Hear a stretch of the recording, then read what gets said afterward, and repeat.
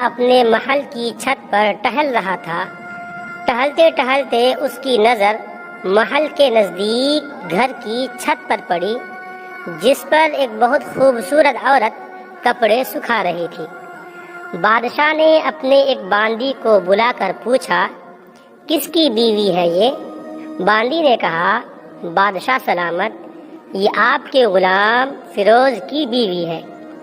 بادشاہ نیچے اترا۔ بادشاہ پر اس عورت کے حسن و جمال کا سحر سا چھا گیا تھا۔ اس نے فیروز کو بلایا۔ فیروز حاضر ہوا تو بادشاہ نے اس سے کہا، فیروز، ہمارا ایک کام ہے، ہمارا یہ خط فلاں ملک کے بادشاہ کو دے آؤ اور اس کا جواب بھی ان سے لے آنا۔ فیروز اس خط کو لے کر گھر واپس آ گیا۔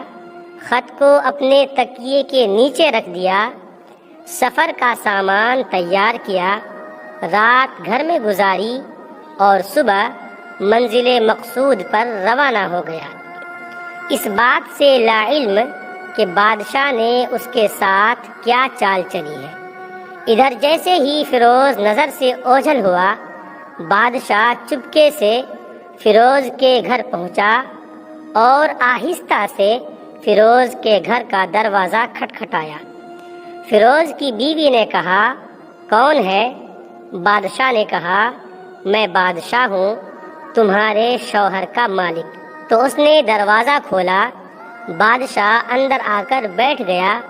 فیروز کی بیوی نے حیران ہو کر کہا، آج بادشاہ سلامت یہاں ہمارے غریب خانے میں؟ بادشاہ نے کہا، میں یہاں مہمان بن کر آیا ہوں۔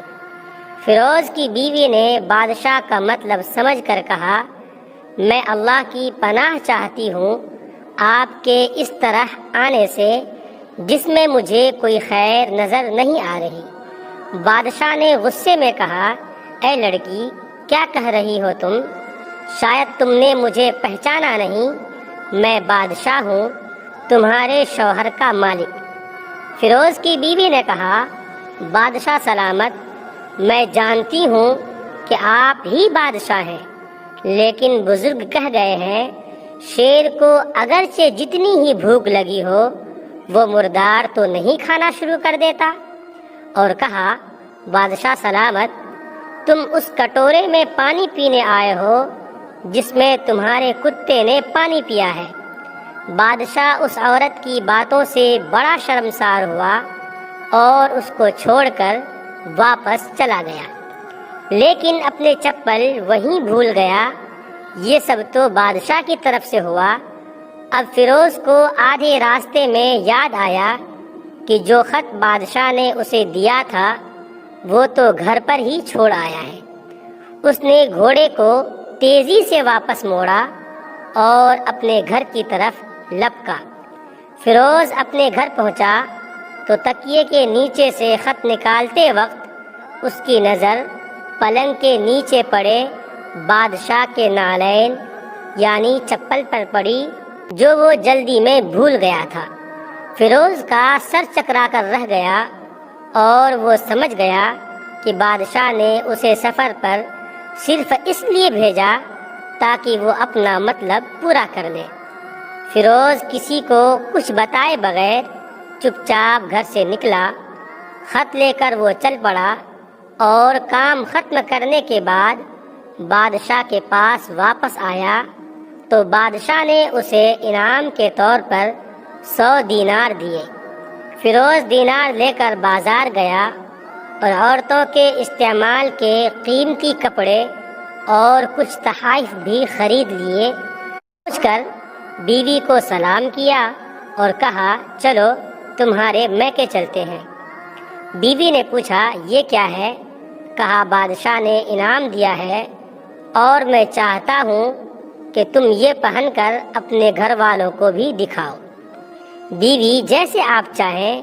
بیوی تیار ہوئی اور اپنے والدین کے گھر اپنے شوہر کے ساتھ روانہ ہوئے۔ داماد اور بیٹی اور ان کے لائے گئے تحائف کو دیکھ کر وہ لوگ بہت خوش ہوئے۔ فیروز بیوی کو چھوڑ کر واپس آ گیا۔ 1 مہینہ گزرنے کے باوجود نہ بیوی کا پوچھا اور نہ اس کو واپس بلایا۔ پھر کچھ دن بعد اس کے سالے اس سے ملنے آئے اور ان سے کہا، آپ ہمیں اپنی بہن سے غصے اور ناراضگی کی وجہ بتائیں یا پھر ہم آپ کو قاضی کے سامنے پیش کریں گے۔ تو اس نے کہا، اگر تم چاہو تو کر لو، لیکن میرے ذمے اس کا ایسا کوئی حق باقی نہیں جو میں نے ادا نہ کیا ہو۔ وہ لوگ اپنا کیس قاضی کے پاس لے گئے تو قاضی نے فیروز کو بلایا۔ قاضی اس وقت بادشاہ کے پاس بیٹھا ہوا تھا۔ لڑکی کے بھائیوں نے کہا، اللہ بادشاہ سلامت اور قاضی صاحب کو صحیح سلامت رکھے۔ قاضی صاحب، ہم نے ایک سرسبز باغ، درخت پھلوں سے بھرے ہوئے اور ساتھ میں میٹھے پانی کا کنواں اس شخص کے حوالے میں دیا تھا۔ اس شخص نے ہمارا باغ اجاڑ دیا، سارے پھل کھا لیے، درخت کاٹ لیے اور کنویں کو خراب کر کے بند کر دیا۔ قاضی فیروز کی طرف متوجہ ہو کر پوچھا، ہاں تو لڑکے، تم کیا کہتے ہو اس بارے میں؟ فیروز نے کہا، قاضی صاحب، جو باغ مجھے دیا گیا تھا وہ اس سے بہتر حالت میں نے اسے واپس کیا ہے۔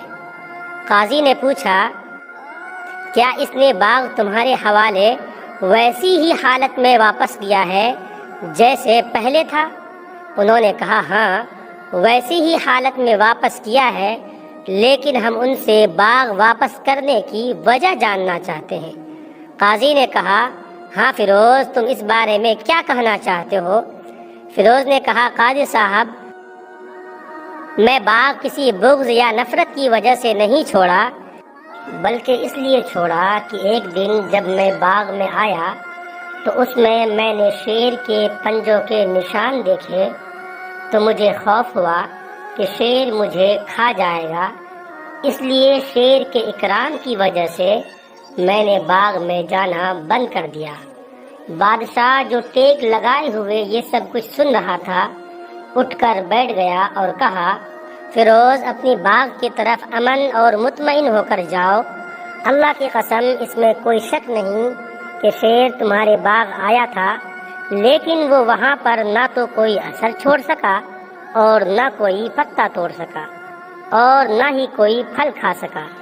وہ وہاں پر تھوڑی دیر رہا اور مایوس ہو کر لوٹ گیا، اور خدا کی قسم، میں نے کبھی تمہارے جیسے باغ کے گرد لگے مضبوط دیواریں نہیں دیکھی۔